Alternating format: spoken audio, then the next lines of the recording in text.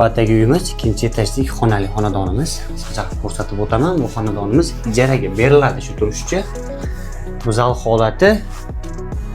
Bu yerda hamma mebellari, kommunallarda muammo yo'q. Barcha jihozlari mavjud, konditsioneri bor, pardalari bor, televizorlari bor. Bu zal holatimiz.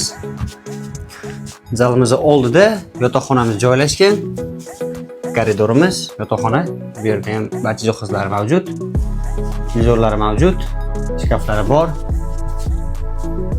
Xonadonimizga kirganimizda o'ng tarafimizda oshxonamiz joylashgan, oshxona mebellari bor. Kir mashina, xolodilnik, qolgan jihozlargacha bor.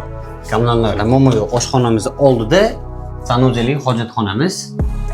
Bu yerdan barcha jihozlar mavjud. Bu xonadonimiz shu turishcha ijaraga beriladi. Biz orqali kelgan mijozlarga $300 beriladi. Uzoq muddatga oilaliklarga pastda nomer qoldiraman. Batafsil ma'lumot olishingiz mumkin.